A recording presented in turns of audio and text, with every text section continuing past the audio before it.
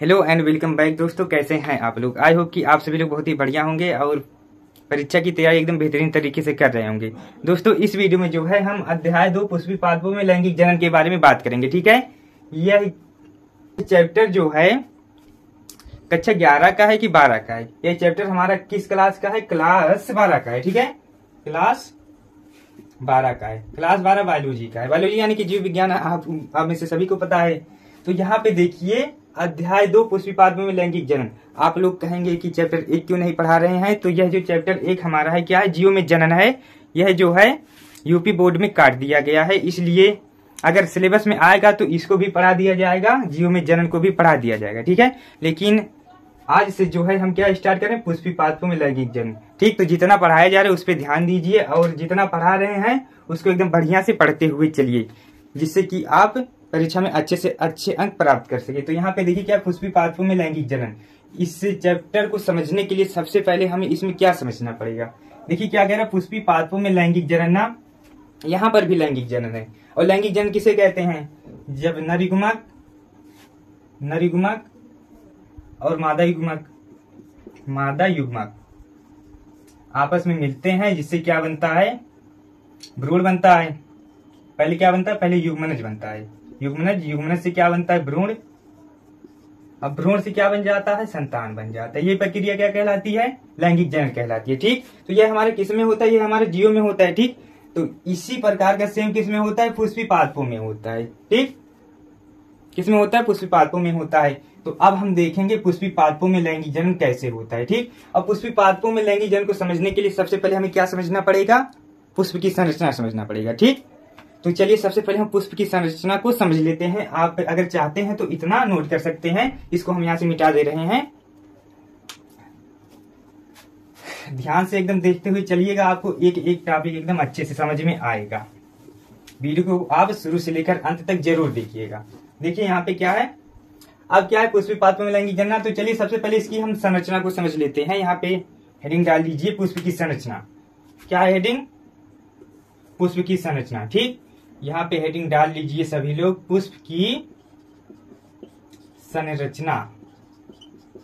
पुष्प की संरचना, संरचना को जब हम समझ लेंगे तो हमें यह आसानी से समझ में हो जाएगा कि पुष्प में लैंगिक जनन कैसे होता है। ठीक, क्योंकि जब हमें पुष्प की संरचना पता हो जाएगी तो हमें यह भी पता हो जाएगा कि पुष्प में नर भाग कौन है और मादा भाग कौन है। तब दोनों आपस में मिलेंगे तो वहां पर क्या हो जाएगा, निषेचन हो जाएगा। ठीक, तो वहां पे क्या हो जाएगा, लैंगिक जनन हो जाएगा। ठीक है, तो इसीलिए सबसे पहले पुष्प की संरचना को हम समझ रहे हैं। तो चलिए यहाँ पे हम सबसे पहले पुष्प बना लेते हैं। यह क्या है, पुष्प की संरचना। ठीक, ध्यान से एकदम देखते हुए चलिएगा, एक एक टॉपिक आपको एकदम अच्छे से समझ में आएगा।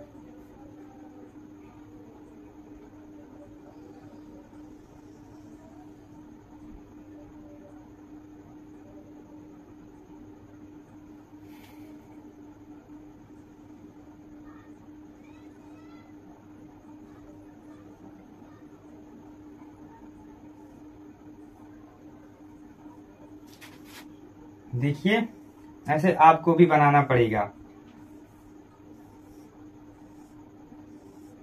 देखिए यहाँ पे यह क्या है बताइए, यह हमारा कौन सा पार्ट है, यह हमारा है वाह्य दल। क्या है, वाह्य दल। यहाँ पे लिख देंगे वाह्य दल। ठीक, क्या है, यह वाह्य दल है। और इसके समूहों को क्या कहा जाता है, जैसे कि यहाँ पर एक ही वाह्य दल है ना, तो ऐसे जब ढेर सारे होंगे तब उसको क्या कहा जाएगा, वाह्य दल पुंज कहा जाएगा। प्रश्न ऐसे भी पूछा जा सकता है कि वाह्य दल पुंज किसे कहते हैं, तो हम क्या बताएंगे, वाह्य दल के समूहों को वाह्य दल पुंज कहा जाता है। तो हम यहाँ लिख देंगे इसके समूह को, इसका समूह क्या कहलाता है, इसका समूह वाह्य दल पुंज कहलाता है। ठीक, वाह्य दल पुंज। ठीक, वाह्य दल का समूह क्या कहलाता है, वाह्य दल पुंज कहलाता है। और यह हमारा क्या है, यह हमारा दल है। यह क्या है, दल। अब दल क्या होता है, एक ही दल है ना, तो यह क्या हो जाएगा, दल। अब यहाँ पर इसका समूह, दल का समूह क्या कहलाता है, देखिए ध्यान से, इसका समूह हमारा क्या कहलाता है, इसका समूह दलपुंज कहलाता है। क्या कहलाता है? दलपुंज। दल का समूह क्या कहलाता है? दलपुंज कहलाता है। ठीक, और आगे देखिए, अब इतना पार्ट क्या है हमारा? क्या है इतना पार्ट? इतना पार्ट हमारा है पुमंग। ठीक है, क्या है इतना? इतना पार्ट है पुमंग। ठीक, इतना पार्ट है पुमंग। ठीक, और इतना पार्ट क्या है? इतना, सिर्फ कितना? इतना पार्ट। यह देखिए, यह जो उभरा हुआ हल्का सा है, ये क्या है? यह हमारा है परागकोश। परागकोश, ये क्या है? परागकोश है। ठीक, परागकोश है। और यह इतना क्या है? इतना पार्ट हमारा है पुतंतु। क्या है? पुतंतु है। ठीक, पुतंतु है। और यह क्या कहलाता है? पुमंग किसे कहते हैं? पुमंग किसे कहते हैं? पुंकेसर के समूह को हम क्या बोलते हैं? पुमंग कहते हैं। ठीक है, जैसे कि यहाँ पर हमारा एक ही पुंकेसर है। ठीक, यह इतना क्या कहलाएगा? पुंकेसर। ठीक, जब ऐसे ढेर सारे होंगे तब क्या कहलाएंगे? पुमंग कहलाएंगे। ठीक, तो यहाँ पर लिख देंगे पुमंग, पुंकेसर का समूह। पुंकेसर का समूह, पुंकेसर का समूह क्या कहलाता है? पुमंग कहलाता है। ठीक है, और आगे देखिए, यह क्या कहलाएगा? यह हमारा कहलाएगा, इतना पार्ट जो है यहाँ से लेकर यहाँ तक स्त्रीकेसर कहलाएगा। क्या कहलाएगा? स्त्रीकेसर। और इसको हम जायांग भी कह सकते हैं। ठीक है, क्या? जायांग। क्या है यह? जायांग। ठीक, जायांग किसे कहते हैं? स्त्री केसर के समूह को क्या कहा जाता है? जायांग। तो यहाँ पर लिख देंगे स्त्री केसर का समूह क्या कहलाता है? जायांग। ठीक, और यह तो पता ही है क्या है? यह हमारा है परागकोश। यह क्या है? पुतंतु। ठीक, और इतना टोटल क्या कहलाएगा? पुमंग कहलाएगा। पुमंग किसे कहते हैं? पुंकेसर का समूह क्या कहलाता है? पुमंग कहलाता है। ठीक, और यह क्या कहलाता है? यह हमारा कहलाता है वर्तिकाग्र। क्या है यह? वर्तिकाग्र है। ठीक, और इसके अंदर क्या पाया जाता है? इसके अंदर हमारा पाया जाता है बीजांड। क्या पाया जाता है? बीजांड। ठीक, इसके अंदर पाया जाता है बीजांड। ध्यान से देखिएगा सभी लोग। बीजांड हो गया ना, ऐसे हम बना देंगे। ठीक, इतना है समझ में कि नहीं? यह क्या कहलाएगा? यह हमारा है बीजांड। यह क्या है? बीजांड है। ठीक, और यहाँ पर देखिए, यह क्या है? उभरा हुआ भाग है ना, यह उभरा हुआ भाग है, तो यह क्या कहलाएगा? अंडाशय। अंडाशय। ठीक, उभरा हुआ भाग क्या कहलाएगा? अंडाशय। ठीक, और यह क्या है? बीजांड है ना, यह क्या है? बीजांड। और यह जो बीजांड होता है, जिस संरचना द्वारा अंडाशय से जुड़ा होता है, देखिए यही संरचना है ना, इसी संरचना से यह अंडाशय द्वारा जुड़ा हुआ है ना, तो यह संरचना क्या कहलाएगी? बताइए सभी लोग। बीजांड जिस संरचना द्वारा अंडाशय से जुड़ा हुआ होता है वह क्या कहलाता है? बीजांड वृंत कहलाता है। तो यहाँ पर लिख देंगे बीजांड वृंत। ठीक, वह क्या कहलाएगा? बीजांड वृंत कहलाएगा। ठीक है, और देखिए, और यहाँ पर देखिए बीजांड, देखिए यहाँ पर कुछ खुला हुआ है ना, तो यह पार्ट क्या कहलाएगा? यह हमारा कहलाएगा बीजांड द्वार। ध्यान से देखिएगा, यह क्या कहलाएगा? बीजांड द्वार। बीजांड द्वार। इसी के रास्ते से क्या, बीजांड द्वार के रास्ते से ही नर युग्मक इस भ्रूण कोश में प्रवेश करते हैं। ठीक है, तभी हमारा निषेचन हो पाता है। तो यह क्या है? पुष्प की संरचना है। इतनी बात समझ में आई कि नहीं? लगभग सभी को आ गई होगी समझ में। अगर नहीं आया है तो एक बार फिर से देख लीजिए। देखिए, यह क्या है? यह हमारा क्या है? यह हमारा है वाह्य दल। ठीक, और वाह्य दल का समूह क्या कहलाता है? वाह्य दल पुंज कहलाता है। यह क्या है? दल। और दल का समूह क्या कहलाता है? दल पुंज कहलाता है। ठीक, और यह जो उभरा हुआ पार्ट है यह क्या कहलाएगा? अंडाशय कहलाएगा। ठीक, और यह इतना पार्ट क्या कहलाएगा? पुतंतु कहलाएगा। और यह इतना पार्ट क्या कहलाएगा? पुमंग। और पुमंग किसे कहते हैं? पुंकेसरों के समूह को पुमंग कहते हैं। ठीक है, और यह इतना पार्ट क्या कहलाएगा? परागकोश कहलाएगा। ठीक, और यह वाला क्या कहलाएगा? वर्तिकाग्र कहलाएगा। और यह इधर वाला क्या कहलाएगा? यह हमारा क्या है? जयांग है। और जयांग किसे कहते हैं? स्त्रीकेसर के समूह को जयांग कहते हैं। ठीक, और यह उभरा हुआ पार्ट क्या है? अंडाशय है ना, तो अंडाशय के अंदर क्या पाया जाता है? बीजांड पाया जाता है। और देखिए, और यह जो बीजांड है जिस संरचना द्वारा अंडाशय से जुड़ा होता है। यही संरचना तो अंडाशय से जुटी है। तो यह जो बीजांड है जिस संरचना द्वारा अंडाशय से जुटा होता है वह क्या कहलाता है? बीजांड वृंत कहलाता है। ठीक है।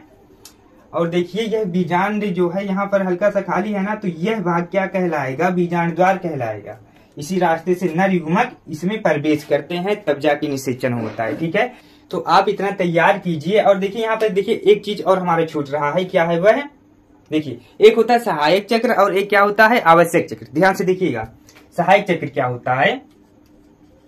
सहायक चक्र, सहायक चक्र क्या होता है? सहायक चक्र हमारा क्या होता है? देखिए सहायक चक्र एक होता है बाह्य दल और एक क्या होता है? दल होता है। एक क्या होता है? बाह्य दल और एक क्या होता है? दल होता है। तो यहाँ पर हम लिख देंगे सहायक चक्र में, सहायक चक्र में एक हो जाएगा दल और एक क्या हो जाएगा? बाह्य दल। ठीक। सहायक चक्र क्या होता है? दल और एक क्या होता है? बाह्य दल। ठीक। और देखिए दोस्तों यहाँ पे अब क्या है? और एक होता है आवश्यक चक्र। अब आवश्यक चक्र क्या होता है?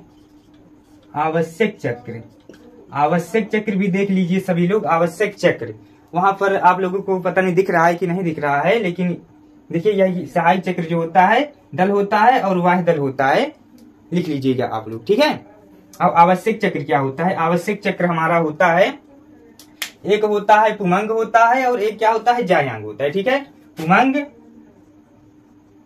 और एक कामा जायांग। प्रश्न यहां से भी बन सकते हैं कि सहायक चक्र क्या कहलाते हैं और आवश्यक चक्र क्या कहलाते हैं। तो सहायक चक्र किसे कहते हैं? दल और बाह्य दल को कहते हैं। ठीक। और आवश्यक चक्र किसे कहते हैं? आवश्यक चक्र पुमंग और जायांग को कहते हैं। ठीक है। इतनी बात आई समझ में ना। अब देखिए सहायक चक्र दल और बाह्य दल को ही हम क्यों कहते हैं? बताइए सभी लोग, बताइए सहायक चक्र को दल और बाह्य दल क्यों कहते हैं? देखिए सहायक चक्र को दल इसलिए कहते हैं, एक मिनट, देखिए सहायक चक्र दल और बाह्य दल ना, तो दल ही सहायक चक्र क्यों है और बाह्य दल ही सहायक चक्र क्यों है? क्योंकि यह जो होता है पुष्प को ढके रहता है, मतलब कि पुष्प को ढके रहता है, इसलिए पुष्प का क्या करता है? पुष्प का यह जो है सुरक्षा करता है। क्या करता है? बाह्य दल और दल पुष्प की सुरक्षा करते हैं, इसलिए यह क्या कहलाते हैं? सहायक चक्र कहलाते हैं। अगर यह नहीं होंगे, बाह्य दल और दल नहीं होंगे तो पुष्प की सुरक्षा नहीं हो पाएगी। ठीक। इसलिए यह क्या कहलाते हैं? दल सहायक चक्र और सहायक चक्र, इसलिए यह कहलाते हैं। ठीक है। और यहाँ पे देखिए अब क्या है? आवश्यक चक्र ना, आवश्यक चक्र पुमंग और जायांग ही क्यों है? पुमंग और जायांग ही आवश्यक चक्र क्यों है? क्योंकि अगर यह दोनों नहीं रहेंगे तो निषेचन नहीं हो पाएगा। ठीक है। क्योंकि पुमंग में पुंकेसर पाया जाता है। ठीक। पुंकेसर का समूह क्या कहलाता है? पुमंग। और पुंकेसर क्या है? नर भाग है और जायांग क्या है? मादा भाग है, स्त्री केसर। ठीक। तो नर और मादा जब आपस में मिलेंगे तभी तो निषेचन हो पाएगा, इसलिए यह आवश्यक चक्र है। यह आवश्यक ही है निषेचन होने के लिए, तभी हो पाएगा पुष्पी पादपों में लैंगिक जनन। आई होप दोस्तों कि यह सारी चीजें आपको एकदम बढ़िया से समझ में आ गई होंगी। अगर फिर भी कहीं पर कोई डाउट है तो आप कमेंट करके पूछ सकते हैं। और आप सभी से 3 प्रश्न है, कमेंट करके जरूर बताइएगा। बीजांड वृंत किसे कहते हैं? पहला प्रश्न है बीजांड वृंत किसे कहते हैं, और दूसरा प्रश्न है सहायक चक्र किसे कहते हैं, और तीसरा प्रश्न हमारा है